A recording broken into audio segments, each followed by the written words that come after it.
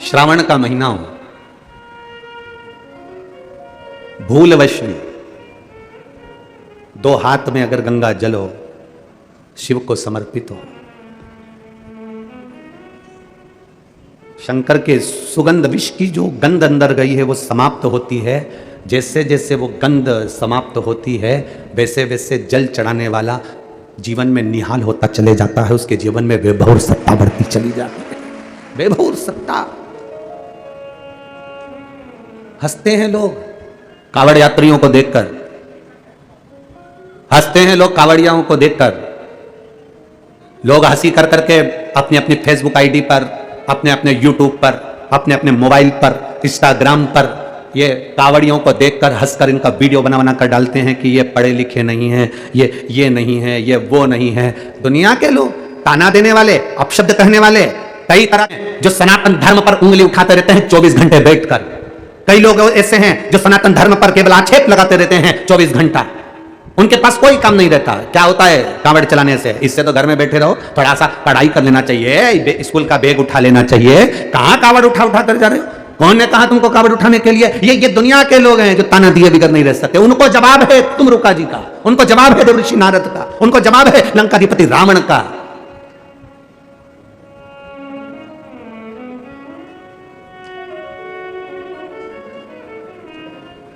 कि कावड़ चलने वाला व्यक्ति, हाथ में जल का पात्र लेकर चलने वाला, कंधे पर रखकर कावड़ लेकर जाने वाला, जितने कदम चलकर जाता है उतनी जिंदगी की उन्नति की सीढ़ियों पर चढ़ जाता है, उसे पीछे पलट कर नहीं देखना पड़ता। यह रावण की कथा कर रही है, यह आनंद रामायण कह रही है, यह भगवत भजन कह रहा है।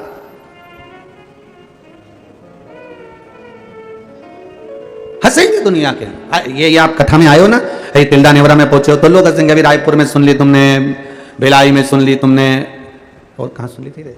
सुहेला सुन ली तुमने, भाटा पारा सुन ली तुमने। इतनी सारी सुनने के बाद आखिर छत्तीसगढ़ वालों को हो क्या गया? इनको कौन सा बुखार लग गया? ये फिर इतने आ गए हैं।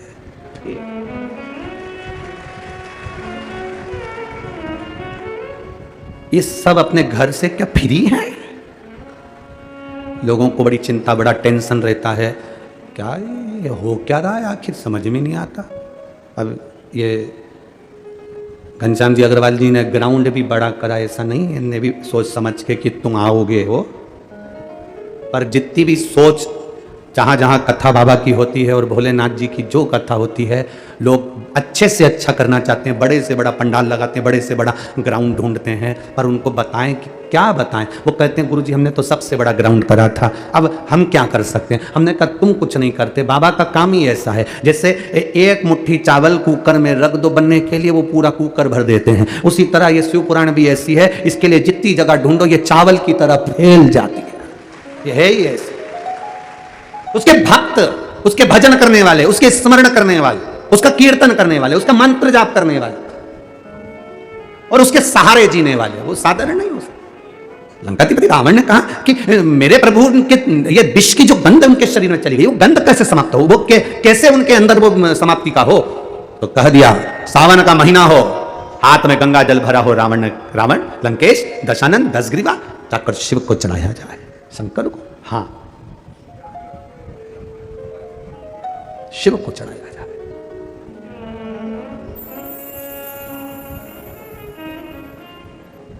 कावड़ का एक नियम रहा है, आप लोगों के स्मरण में होगा।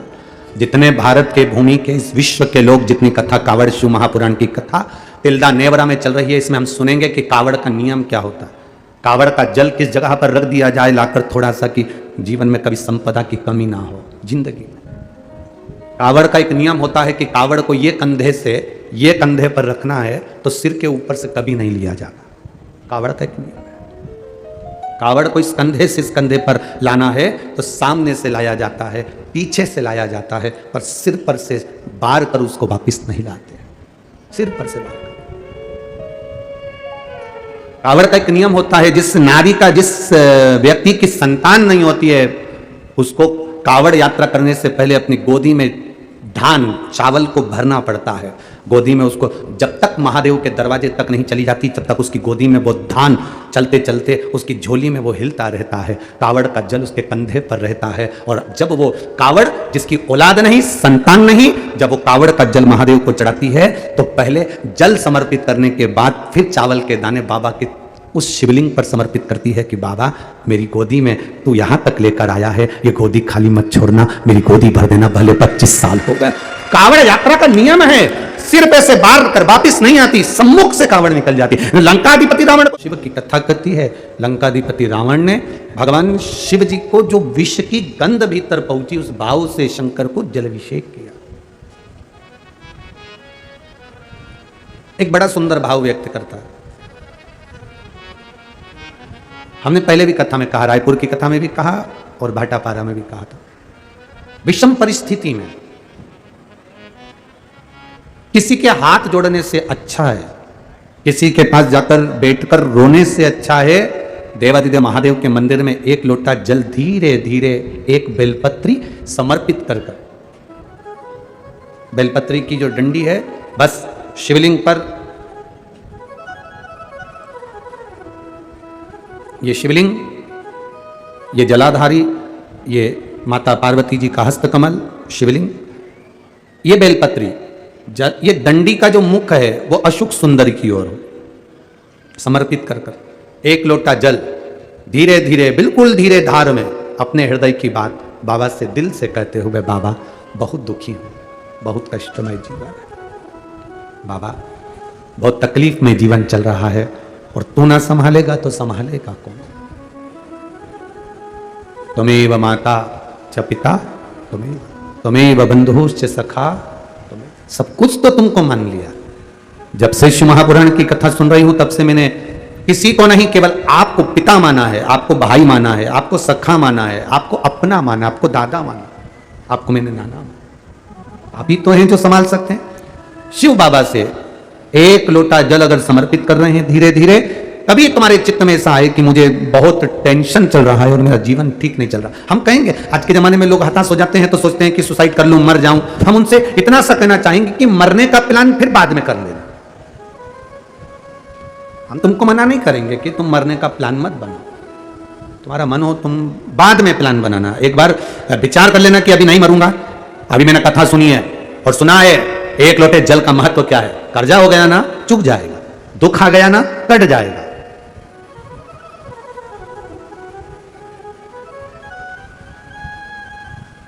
कर्जा भी हो गया तुम कटेगा मिटेगा, मरना उसका कोई एक प्लान नहीं है कि कर्जा तुम मर जाओगे तो कर्जा तुम्हारा चुक जाएगा, ना ना ना ना, कर्जा हो गया ना चुकाएगा बाबा।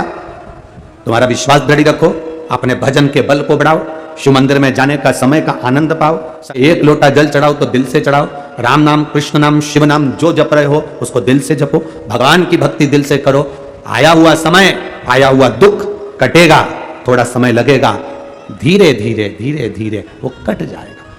वो बर्तन होता है ना बहुत काला हो जाता है तो उसको माताएं रगड़ती है, वो साफ नहीं होता तो फिर क्या करते हैं उस बर्तन को, अगर बर्तन साफ नहीं होना तो फिर उसको क्या करते हैं, उसमें छाछ भर देती है, दही भर देती है, नींबू लगाकर छोड़ देती है, खट्टी चीज से वो साफ हो जाएगा। तो थोड़ा अगर समय लग रहा है और लगे कि तुमको कि ये ठीक नहीं हो रहा तो समझ लेना कि भगवान ने भी कोई छाछ भर दी होगी, भगवान सुन क्यों नहीं रहा, भगवान ने भी कोई दही भर दिया होगा, ये समर क्यों नहीं रहा, ये ठीक समय आ क्यों नहीं रहा, आएगा। थोड़ा बाबा पर भरोसा रखो, विश्वास रखो, सारी समस्या का हल एक लोटा आप बाबा को समर्पित करो। बोल बम का नारा है, बाबा एक, उसके सहारे जियो ना, हम क्यों संसार वालों के सहारे जियो। एक तमिलनाडु में नंदनार नाम का एक मजदूर रहता था जिसको बधुआ मजदूर कहते हैं। बधुआ मजदूर मतलब किसी के यहां, किसी सेठ के यहां, किसी धनपति के यहां किसी को बेच दिया जाता है, यहां से तुम्हारा नौकर है।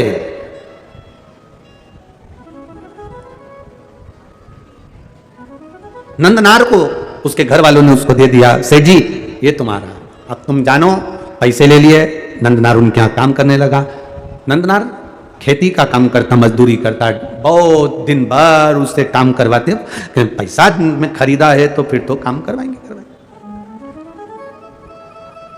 इसीलिए तो हम आप लोगों से कहते हैं लड़का लड़की की शादी करो तो पैसे से मत करो कि साहब हमने 10 लाख रुपए लूंगा, एक गाड़ी, फ्रिज, कूलर, वॉशिंग मशीन सब देना पड़ेगा, तब मैं लड़के की शादी तुम्हारे यहां करूंगा। मतलब तुम लड़के को बेच दिए हो। अब लड़के को तुमने अगर ससुराल वाले को बेच दिया है तो ससुराल वाले, अब तुम ये मत कहना कि तुम्हारा छोरा है, तुम्हारा बेटा है। तुमने एक गाड़ी, एक फ्रिज, एक वॉशिंग मशीन, एक इतना सोना, चेन, अंगूठी, मोबाइल, पर्स, इसके चक्कर में तुमने अपने लड़के को लड़की वालों को दे दिया। अब तुम ये छोड़ दो कि लड़का तुम्हारा है। अब तुमको पापा जी भले पहले, पर तुम्हारा सम्मान नहीं करेगा, सम्मान वो अपने ससुर का करेगा। क्योंकि 10 लाख की गाड़ी, एक फ्रिज, एक वॉशिंग मशीन, एक 2 जोड़ कपड़े में तुमने बेच दिया। अब बेच दिया तो वो आदर उनका करेगा।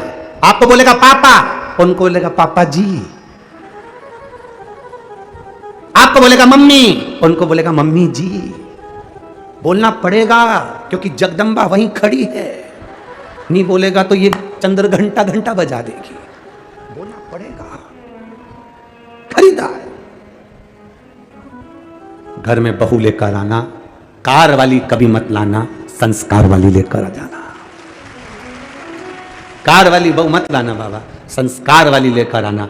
जब संस्कार वाली बहू हमारे घर में प्रवेश करती है तो वो हमारे जीवन को सार्थक करती है। विद्वत ब्राह्मण जन, भूदेवता, पृथ्वी के देव, ब्राह्मण जन जब किसी लड़का और लड़की की पत्रिका मिलाते हैं, गुण मिलाते हैं, तो वो यही देखते हैं कि संस्कारवान लड़की इनके घर में प्रवेश करे। भूदेव यही चाहते हैं, ब्राह्मण यही पूजन पाठ के माध्यम से आपको वर प्रदान करते हैं। ब्राह्मण देवता आपको ये वर देने का प्रयास करते हैं कि आपके घर में सुख समृद्धि, सुख शांति, वैभव, प्रतिष्ठा सब बनी रही। ये भूदेव का एक आनंद है, ये ब्राह्मण देव का एक आनंद है।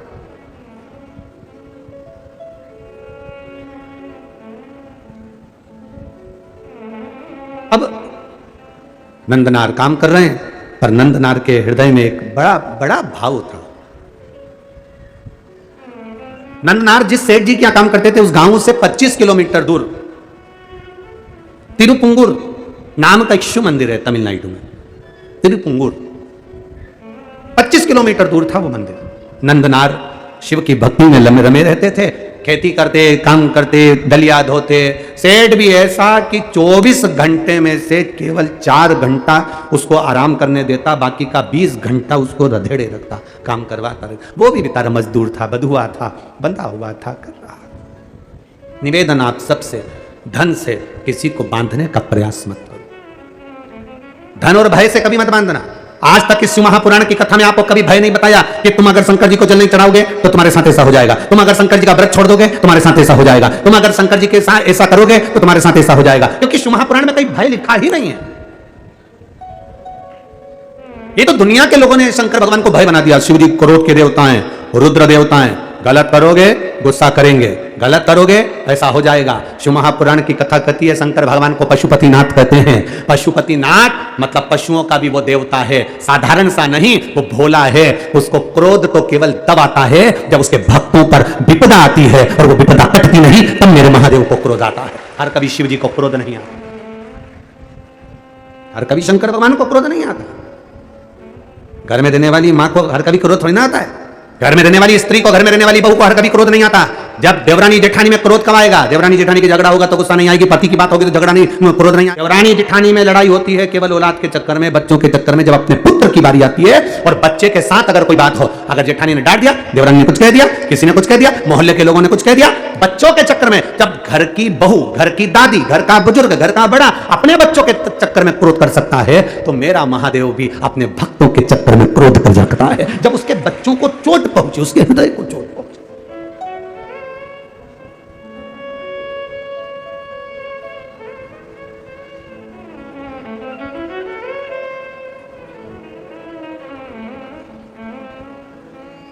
जब हृदय में यह विचार, अब कई लोग कहते हैं भगवान बड़े गुस्सेले हैं, शंकर भगवान का, कई माताएं कहती है हमने सोमवार का व्रत करा था गुरुजी, अगर हम छोड़ देंगे तो भगवान गुस्सा तो नहीं होंगे। हमने कहा कौन सी पुराण में लिखा है वो भी तो बताओ कि भगवान को गुस्सा आया, इन्हें व्रत छोड़ा तो। ना ना ना, मेरा महादेव क्रोध नहीं करता, अनायास हर किसी पर क्रोध नहीं करता। मेरे बाबा तो इतने सरल हैं, इतने सरल हैं कि एक चोर चोरी करने ऊपर चढ़ा, उसके पास में कुर्सी नहीं थी, स्टूल नहीं था, निसेनी नहीं थी, शिवजी पे चढ़ गया, सामान जलाधारी चांदी की निकालने लगा। महादेव खुश हो गए, मांग ले तुझे क्या चाहिए। वो चक्कर खा के नीचे गिर गया, मैं तो चोटा चोर।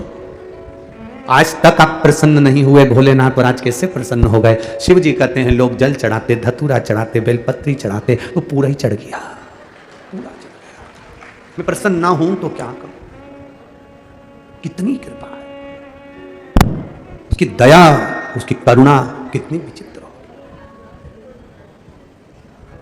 हो जाता है। कभी कभी ऐसा भाव प्रकट हो जाता है, कभी कभी। वो करुणा ना करेगा तो कौन करेगा?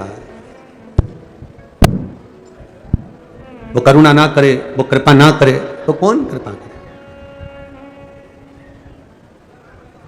तो वो एक लाइन गुनगुनाते ना, ओ पालन हारे निर्गुण रे,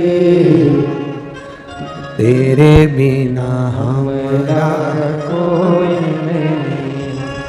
ओ पालन हारे निर्गुण रे, तुमरे बिना मेरा कोई नहीं। हमारी उलझन सुलझाओ भगवान, तुमरे बिना हमारा कोई नहीं। तुमरे बिना हमरा कोनो नहीं, तुमरे बिना हमरा कोई नहीं। ओ पालन हारे निर्गुण रे, तुमरे बिना हमरा कोई नहीं। हमरी उलझन सुलझाओ भगवान, तुमरे बिना हमारा कौन है तेरे सिवा? लाखों के दुखड़े जो तू हर गया डमरू वाले, तो मेरे दुखड़ों को देखकर क्यों डर गया डमरू? आप एक विश्वास के साथ में, आप एक भरोसे के साथ में बाबा का भजन अगर कर रहे हैं, बाबा की भक्ति अगर कर रहे हैं, तो उसका सुख हमें मिलता जरूर। खाली ना जाता कोई दर से तुम्हारे, खाली ना जाता, सब बोलिए, दर से तुम्हारे, मैं भी खड़ा हूँ नदी बाहे पसारे। अपने हृदय से लगा लो, लगा लो, गिरी जा रही हो, उठा लो, उठा लो।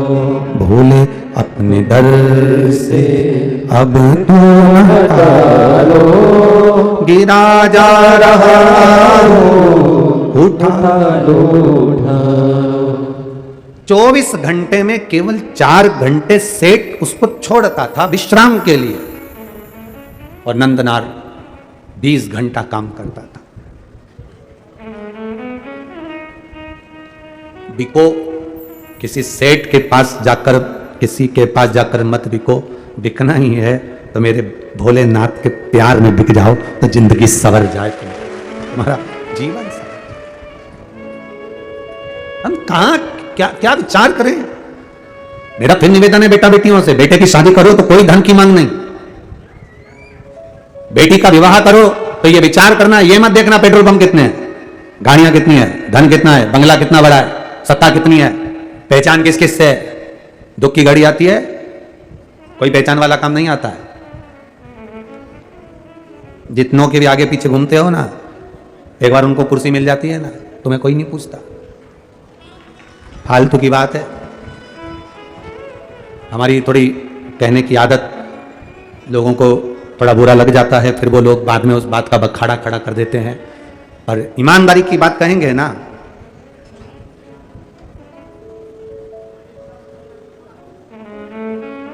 घोड़े के पीछे, और बोल दें, बोलो छत्तीसगढ़ वाले बोल दें पक्का, घोड़े के पीछे और किसी सत्ताधारी, वैभवपति, धनपति, पैसे वाले के आगे या पीछे कभी ना चलना। घोड़ा भी लात मार देता है और ये भी लात मार देते हैं। बहुत सोचिए। ये साहब अपना बस एक बार अगर अपना काम बन गया ना, बस उसके बाद हृदय समाप्त।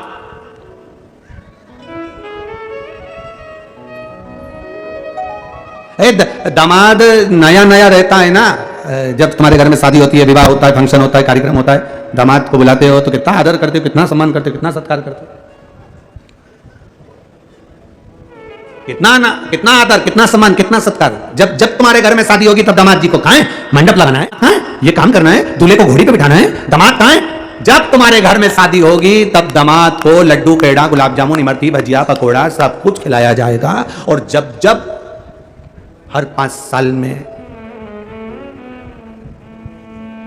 वोटिंग होगी तब तब तुमको भी, क्योंकि तुम सब दामाद हो, सबका आदर किया। सोचिए, विचारिए, अपनी चित्त वृत्ति में उतारिए। हमें अगर पकड़ना है तो बाबा का चरण पकड़ना है, हमें अगर पकड़ना है तो भगवान शिव की शरणागति पकड़ना है। हम अगर रो रहे हैं, कोई आंसू पोंछने वाला नहीं होगा। जितने शिव महापुराण क्या आप अपने लौकिक जीवन में देखिए, शादी आपके घर में होती है, दूल्हा घोड़ी पर बैठकर चलता है। जब दूल्हा घोड़ी पर चलता है तुम्हारी यहां खुशियां आती हैं, खूब धन, खूब आनंद में 10-10 का नोट उछालते हो, 20 का नोट फेंकते हो, 50 का नोट उठाकर फेंकते हो। जब तुम्हारे घर में शादी हो, फंक्शन हो, किटी पार्टी हो, कोई अच्छा कार्य हो, सारे घर के लोग आगे नाचते हैं। और जैसे ही घर में कोई मर गया उसको लेकर जाते हैं तो पूरे परिवार के लोग, रिश्तेदार सब अर्थी के पीछे हो जाते हैं।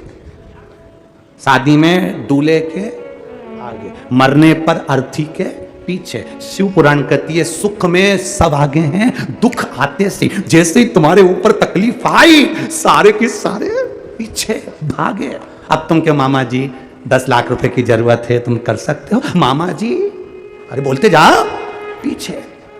काका जी वो बेटा और बहू का झगड़ा हो गया, अदालत में बात चल रही है, काका जी तुमने शादी पक्की कराई थी, तुम जरा लड़की वालों से जाकर बोलो ना, इतना केस लगाया उन्होंने, हम पर दहेज का केस लगा दिया, सब थाने में बंद है। काका जी तुमने शादी कराई, तुम जाके बोलो ना, लड़की वाले से थोड़ा तो कह सकते हो ना। काका जी पीछे। जरा सी कोई घटना घट गई, तुम एक एक को अजमा के देख लेना, एक एक को। यहाँ जितने बैठे हो ना, और जितने आस्था चैनल पर कथा सुन रहे हो, जितने फेसबुक ग्रुप पर कथा सुन रहे हो, दुख की घड़ी में एक एक को अजमाना। मुझे 20 लाख दे दो, मुझे 15 लाख दे दो, मुझे 25 लाख दे दो, मुझे 10 लाख दे दो। दुख की घड़ी में अजमा कर देखना, एक भी नहीं आगे होगा, सब पीछे होंगे। दुख की घड़ी में केवल तुम्हारा एक साथ दे सकता है। तुमने जो एक लोटा जल महादेव को चढ़ाया, एक बेलपत्र जो समर्पित करी, वो तुम्हारा साथ दे सकता है। तुमने जो भगवान का भजन करा, जो तुमने राम नाम, कृष्ण नाम, शिव नाम, जो तुमने लिया है भगवान का नाम, वो तुम्हारा साथ दे सकता है। जो तुमने दान करा पूर्व में, वो तुम्हारा साथ देगा। जो तुमने पुण्य करा पूर्व में, वो तुम्हारा साथ देगा। मैं ये श्री घनश्याम लाल जी अग्रवाल जी के परिवार में जो कथा हो रही है, मैं इनको धन्यवाद दूंगा, उसके साथ में इनके घर में होने वाली को धन्यवाद दूंगा, जिसके कारण ये कथा हो रही है। ये कथा नहीं होती अगर वो नहीं होती।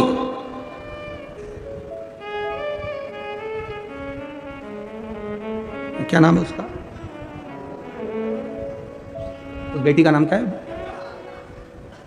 प्रियंक, दीपिका देवी का, वो बेटी का भाव देखिए।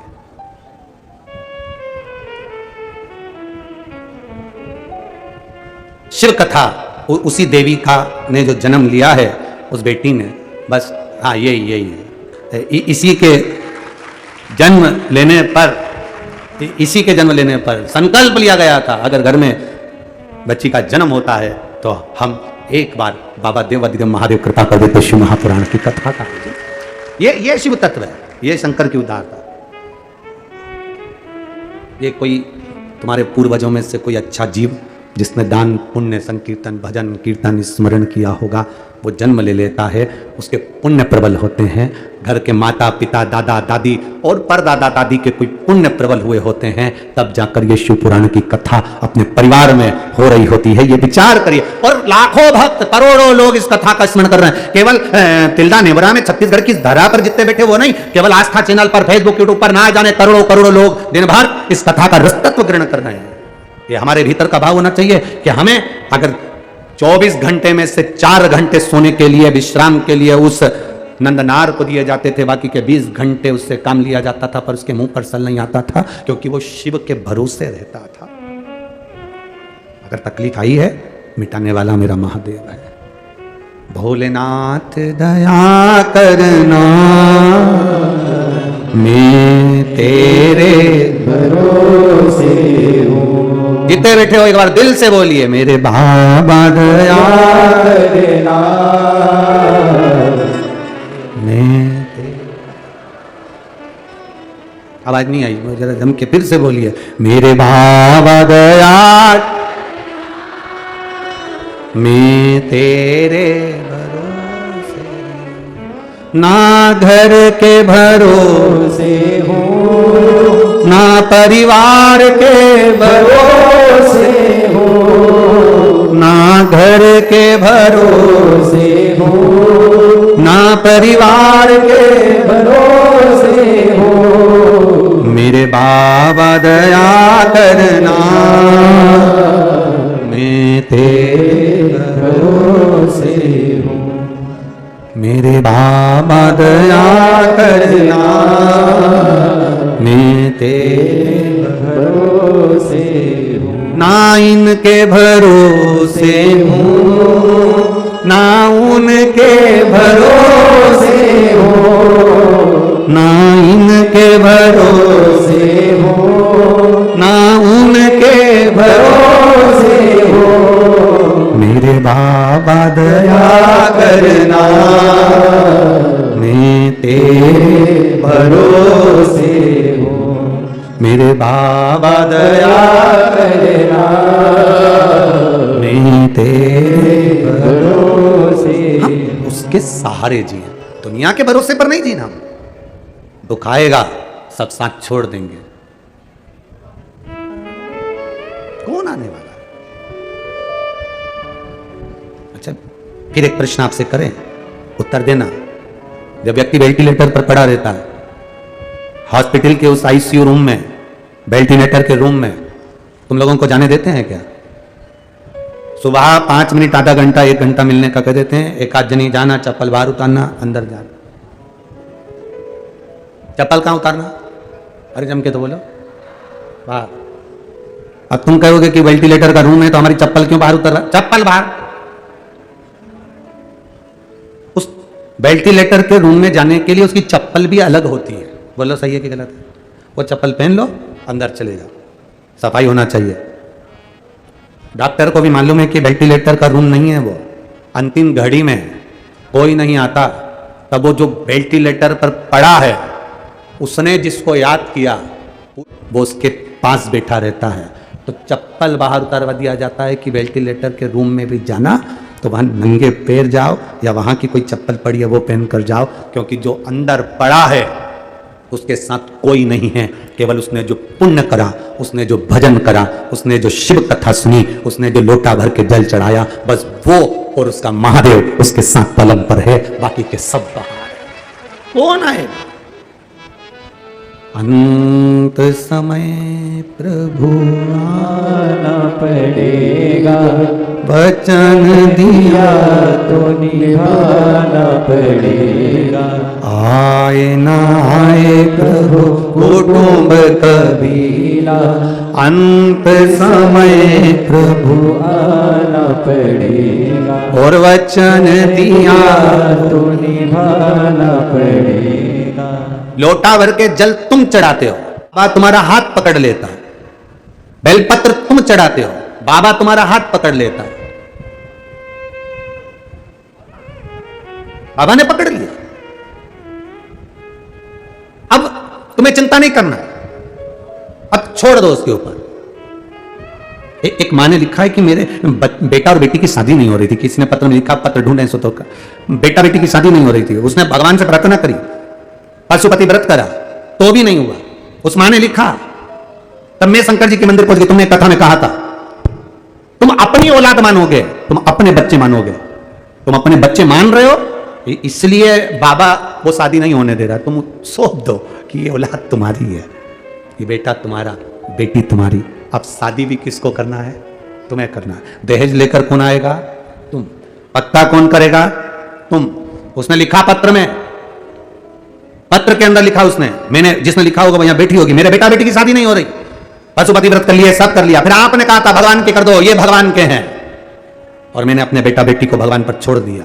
2.5 महीने भी नहीं हुए गुरुजी, बाबा ने ऐसा जगह संबंध करा कि मैं भगवान को यहां प्रणाम करने के लिए, ये पत्र में लिखा है, पत्रों के ढेर में। जी आपके पास में इतने पत्र आते हैं, दुनिया के लोगों का इतना काम होता है, कारण क्या है? आप किसी को कोई बूटी देते हो, कोई बेल देते हो, कोई भभूति देते हो, कोई सामान देते हो। हमने कहा कुछ नहीं देते, उनको केवल एक ही बात कहते हैं, एक लोटा जल सारी समस्या का हल। शिव के दरवाजे पर जाइए, शंकर की भक्ति करिए, भगवान का भजन करिए, शिव तत्व को जानने का प्रयास करिए, वो संभाल ले। हम उसके सहारे जीना चाहते हैं, दुनिया के सहारे नहीं। अब ये 2016 की नौकरी के लिए अगर ये दीदी 50 ऑफिसरों से जाकर मिलती, भैया जी हमने 16 में एग्जाम दिया था, नेताजी हमने 16 में एग्जाम दिया था, भैया प्लीज कुछ करो ना, एप्लीकेशन देती, हाथ जोड़ती, निवेदन करती, ईमानदारी से बोलना, कोई करवा देता क्या? फाइल आगे बढ़वा देता क्या? नहीं, ये हाथ जोड़ती रह जाती, सबसे कहती रह जाती, भैया जी हाथ जोड़ो, नौकरी, भैया जी नौकरी, भैया जी नौकरी, कौन देता? और ये फाइल उसने शिव जी पर सौंप दी। एक लोटा जल चढ़ाती, बेलपत्र चढ़ाती, मंदिर की सफाई करती, मंदिर का निर्माल्य उठाकर विसर्जन करती। बस ये काम करते करते बाबा ने वो 16 की 23 में भगवान ने पूरे भरोसे के साथ दे दी। ये शिव तत्व है, वो घड़ी है। हमारा कुछ नहीं बिगड़ेगा।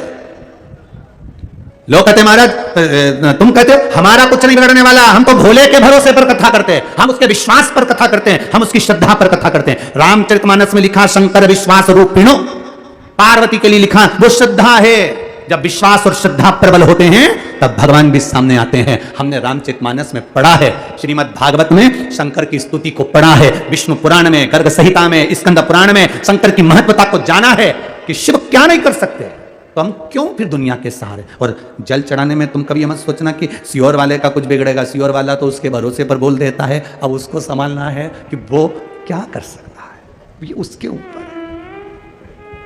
अब सौंप दिया जीवन का सब भार तुम्हारे हाथों में, हे हार तुम्हारे हाथों में, और जीत तुम्हारे हाथों। अब सौंप दो उसके ऊपर, भरोसे पर छोड़ दो उसके, छोड़ो एक बार। जो काम तुमसे ना हो, तुम्हारे रिश्तेदारों से ना हो, तुम्हारे परिचितों से ना हो, छोड़ दो बाबा को। जो काम किसी से ना हो, बाबा के भरोसे छोड़ दो। तुम आज से नियम ले लो छत्तीसगढ़ वालों, जितने आस्था चैनल पर सुन रहे हैं वो भी, और जितने मोबाइल पर सुन रहे हैं वो भी, जो काम तुमसे ना हो, हाथ जोड़ जोड़ के रह गए, पांव पर के रह गए, भैया देख लो ना, भैया आप करा दो ना, भैया मेरा ये काम करा दो ना, दुनिया के हाथ जोड़ जोड़ के रह गए। आज नियम लो अधिक मास से, सावन के महीने से। अब नहीं बोलूंगी तुमसे कि तुम करना, अब बोलूंगी मेरे काल अधिपति महाकाल से, उससे बोलूंगी वो करेगा, मेरे शिव से बोलूंगी वो करेगा। तुम लोग नंबर भी गलत डायल करते हो ना, दिक्कत तो तुम्हारे साथ ये लगाना था बिमला देवी को, लग गया कमला देवी को, तो नंबर ही गलत डायल करते, तुम्हारी आदत ही बुरी है। तुम तो उसमें क्यों, जैसे एक पत्नी मर गई, वो उसका अंतिम संस्कार करके आ रहा था, उसका नाम था जो भी नाम हो उसका, वो मर गई। अब मैं किसी का नाम ले दूं तो वो कहेंगे हम तो अभी जिंदा बैठे, और महाराज के मर गए। अब उसकी पत्नी मर गई तो नाम पत्नी का लू ही नहीं तो अच्छा है। अब पत्नी मर गई, उसका अंतिम संस्कार करके आ रहा था। अब एक पति है, उसकी पत्नी का दिल्ली में जॉब लगा था, पत्नी ने पति को मैसेज किया, उस पत्नी ने, दिल्ली वाली ने, कि मैं अच्छे से पहुंच गई हूं, कुछ दिन में मैं आपको यहां पर बुला लूंगी। वो मैसेज जाना था उसके पति को, पहुंच गया इसके पति को, जो ये अंतिम संस्कार करके आ रहा था। चलते चलते इसने मैसेज पढ़ा तो पढ़ते सही चक्कर खा के नीचे गिर गया। मैं आराम से गई हूं, 2 हफ्ते में तुम्हें भी बुला लूंगी। 2 हफ्ते के अब मैसेज उसने, दिल्ली वाली ने अपने पति को भेजा था, अब वो मैसेज पहुंच गया इस पति के, नीचे गिर गया। लोगों ने पानी का छींटा देकर इसको उठाया। हुआ क्या, उसने पहुंच के मैसेज करा है। परिवार वालों ने बोला ऊपर मोबाइल लेके थोड़ी ना गई है, मैसेज किसी दूसरे का गलत तुम्हारे पास आ गया है। तब खोदा विधि करी, तब उसका मैसेज नहीं था, दिल्ली वाली ने अपने पति को करा था, तो इधर वाले को लग गया। तुम काम ही ऐसा करते हो।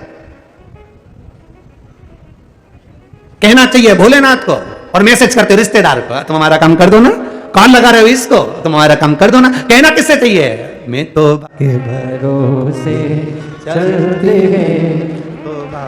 अब फोन यहां लगाना था, कहना यहां था, विनती यहां करना थी, निवेदन यहां करना था। कथा में बैठते हो, बीच में जब श्री शिवाय नमस्तुभ्यं बोलने का मौका मिले, बाबा मेरे दुख काटो कहने का मौका मिले, तब ध्यान चित्त मन इधर उधर मत लगाओ, मौन होकर आनंदित के साथ में बाबा का नाम लेकर, और बाबा से फिर अपने दिल से कहो कि मेरी ये कामना है, अर्जी, निवेदन, साधना उससे करो, प्रार्थना उससे करो, तब वो सुनेगा। सुन लिया। अब लोग कहते हैं कि हम तो कब से कह रहे हैं, हम तो भगवान से बहुत दिन से कह रहे हैं, भगवान हमारी सुन ही नहीं रहा। कहने कहने में अंतर होता है। पति पत्नी से, पत्नी पति से बात करती है, पति पत्नी से बात करता है, दोनों की बात करने में अंतर होता है। एक बात जब वो करता है पत्नी नहीं सुनती, पत्नी बोलती है पति नहीं सुनता, पर वही बात जब ध्यान लगाकर वो कहती है, फोन पर बोलती है, सुनो मेरे को थोड़ा जरूरी बात करना है, क्या हो गया, इतनी सी यह बात है।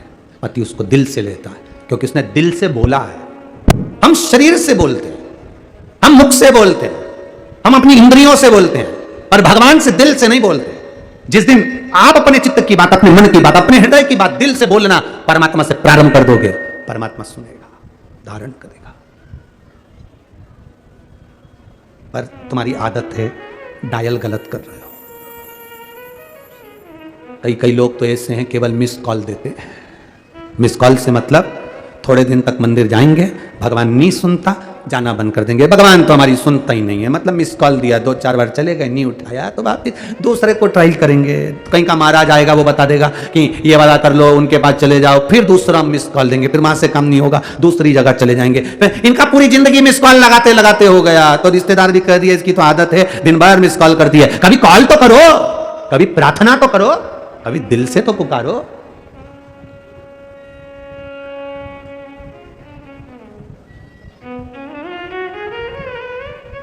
अरे तुमरे बिना हमरा कौन रहे, हमारी उलझन सुलझाओ भगवान, तुमरे बिना हमरा कौन रहे, ओ पालनहारे निर्गुण न्यारे, तुमरे बिना हमरा कौन रहे। जिस दिन तुमने ये अजमा लिया कि तेरे बिना कोई नहीं है, कोई नहीं,